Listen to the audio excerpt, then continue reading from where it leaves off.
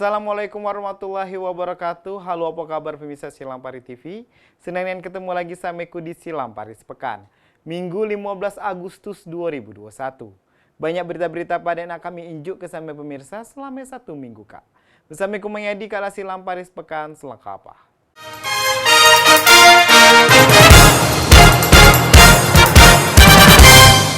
Kita langsung ke berita yang pertama, tambang emas ilegal di bantaran Sungai Tiku di Kecamatan Karangjaya, Kabupaten Musirawas Utara. Ini ketiga kalinya polisi menindak tambang ilegal yang mengakibatkan kerusakan hutan dan membuat air sungai jadi keruh.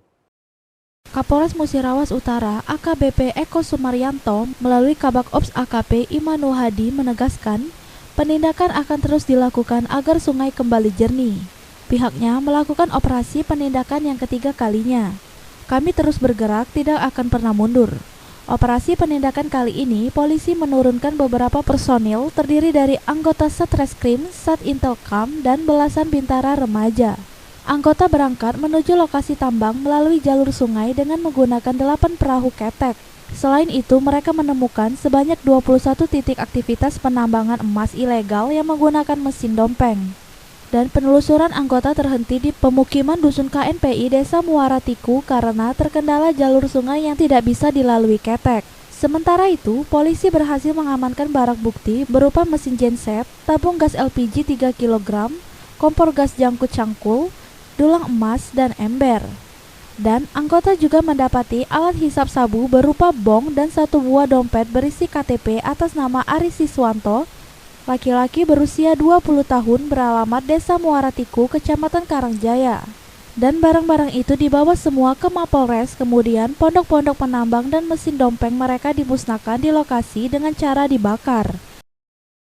Memang benar, Polres Muratara telah melaksanakan penindakan terhadap penambang ilegal tanpa izin yang bertempat di pinggiran Sungai Muara Tiku, Kecamatan Karangjaya.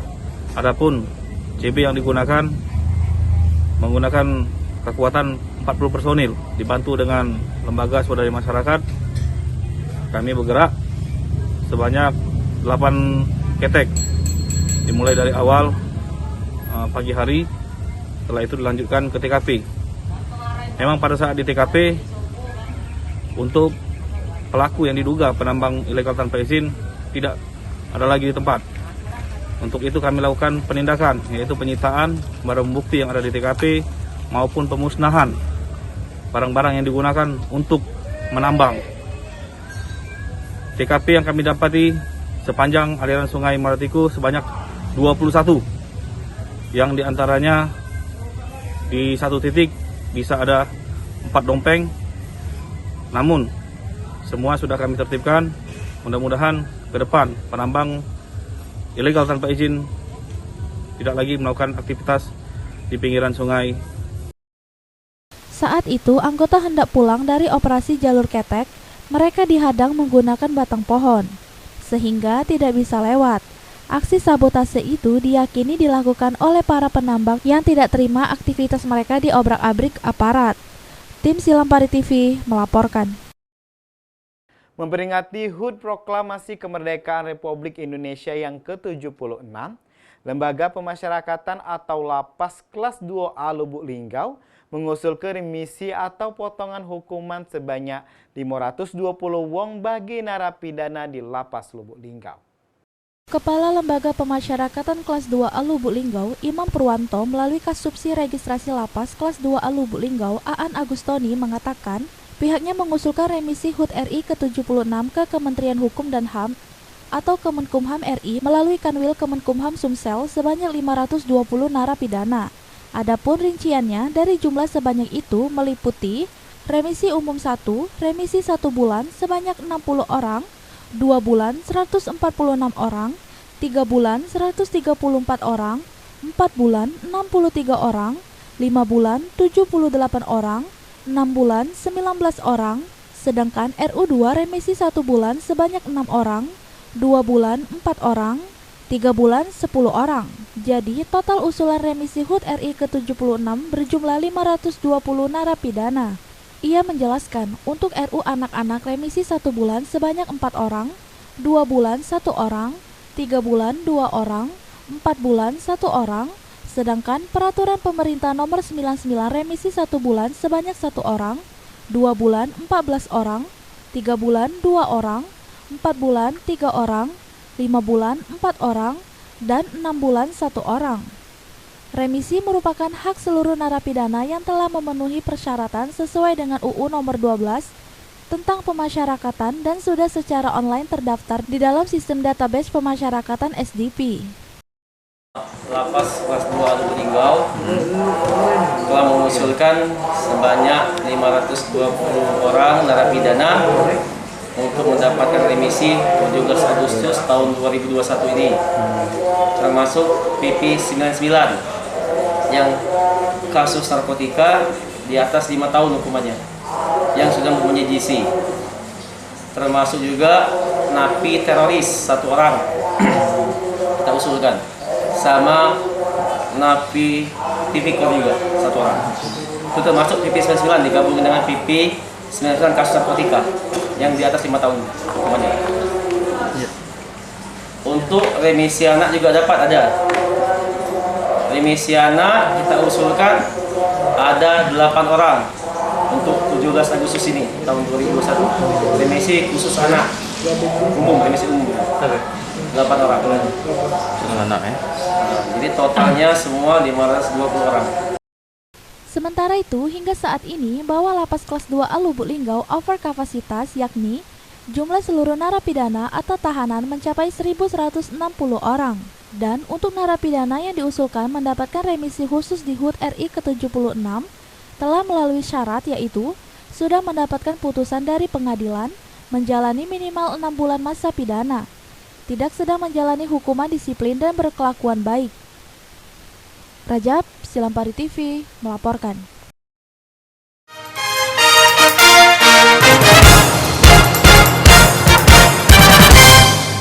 Makasih pemirsa, masih di Silampari Sepekan. Kasus konfirmasi positif COVID-19 di kota berslogan Bumi Sebiduk Semare terus menurun. Dan kasus konfirmasi sembuh setiap harinya meningkat. Hal ini membuat PPKM di Lubuk Linggau masuk level 3. Kondisi tersebut membuat pemberlakuan pembatasan kegiatan masyarakat turun jadi level 3. Sesuai dengan instruksi Mendagri, setelah 3 minggu ini kita melaksanakan PPKM level 4. Mulai hari ini kita sudah berada di level 3 pada Selasa 10 Agustus 2021. Kendati demikian, Wali Kota Lubuk Linggau mengingatkan agar masyarakat harus tetap waspada dengan varian baru COVID-19. Karena untuk memutuskan mata rantai penyebaran virus COVID-19, masyarakat harus tetap melaksanakan 5M, yakni memakai masker, mencuci tangan, menjaga jarak, menjauhi kerumunan, dan mengurangi mobilitas. Sementara itu, dalam pelaksanaan PPKM level 3, ada beberapa kelonggaran aturan yang akan diterapkan. Di antaranya penyekatan, penutupan jalan yang sebelumnya dilakukan mulai pukul 17.00 sampai dengan 08.00 waktu Indonesia bagian Barat, menjadi pukul 20.00 sampai dengan 08.00 waktu Indonesia bagian Barat. Penerapan ganjil genap di Kota Lubuk Linggau juga ditiadakan, dan hajatan diperbolehkan, namun ada syarat yang harus dipenuhi oleh masyarakat. Hajatan diperkenankan, tapi syaratnya tidak boleh memakai musik, harus 50%, dan tidak boleh makan di tempat atau prasmanan. Silakan dibungkus. Ini yang harus dipahami masyarakat. Alhamdulillah syukur ya pada hari ini ya sesuai dengan instruksi Menteri Dalam Negeri bahwa Kota Lubuk Linggau setelah dalam 3 minggu ini kita melaksanakan PPKM level 4 untuk saat ini mulai hari ini dan sampai tanggal 23 nanti kita sudah berada di level 3. Nah, apapun itu kita tidak boleh terlena. Ini mesti kita ingat kan. Nah, seperti yang disampaikan oleh Bapak Presiden bahwa menurut WHO varian Delta ini tidak hanya sampai di sini saja ya, ada varian-varian baru yang nanti akan muncul lagi ya. Dan ini bukan untuk apa-apa, tapi ini untuk kita tetap waspada. Waspadanya apa? Bahwa sudah disampaikan dari dahulu kala ya, yang bisa memutuskan mata rantai ini adalah 5M. Ya, pertama yaitu memakai masker, itu yang wajib bagi kita semua, mencuci tangan, menjaga jarak, menghindari kerumunan, mengurangi mobilitas. Ya. Ini yang paling utama, ini dulu memakai masker. Ya, memakai masker ini harus paling utama. Maka dengan itulah, ya, ini nanti kita tetap akan malah membentuk petugas daripada pengawas protokol kesehatan yang akan berkeliling Kota Lubuk Linggau, dan dalam level 3 ini ya tidak berlebihan juga sebenarnya pelonggaran ini ya. Kita sebagian besar memang akan mengikuti ketentuan yang sudah ada di dalam PPKM level 4 dari instruksi Menteri Dalam Negeri. Tapi yang pelaksanaan yang kita lakukan di Kota Lubuk Linggau, contoh kemarin kita menutup jalur utama ini, jalan utama ini dari jam 5 sore sampai jam 8 pagi. Sekarang kita menutup jalannya dari jam 8 malam sampai jam 8 pagi. Ya, tuh. Yang kedua, untuk ganjil genap mulai hari ini kita tiadakan. Ya. Nah, yang ketiga ini yang mungkin perlu dipahami oleh masyarakat. Hajatan diperkenankan, tapi dengan syarat, ya. Satu, tidak boleh pakai musik. Kedua, maksimal 50%. Yang ketiga, tidak boleh makan di tempat. Dan pertidian prasmanan tidak. Selain itu, Kapolres Lubuk Linggau AKBP Nuryono menambahkan bahwa pihaknya telah menurunkan personil untuk mensosialisasikan ke masyarakat tentang syarat-syarat yang wajib dipenuhi bila akan melakukan hajatan. Kita turunkan personil untuk sosialisasi ke masyarakat tentang syarat-syarat untuk melakukan hajatan. Juga hari ini kita sudah menurun dari level 4 menjadi level 3. Tadi sudah disampaikan juga dengan Pak Wali Kota bersama Forkopimda untuk ganjil genap sudah tidak diberlakukan lagi. Namun demikian tetap pos-pos pengawasan tetap berada di sana ya untuk mengawasi kaitannya kepatuhan masyarakat kita dalam menggunakan masker atau menerapkan protokol kesehatan.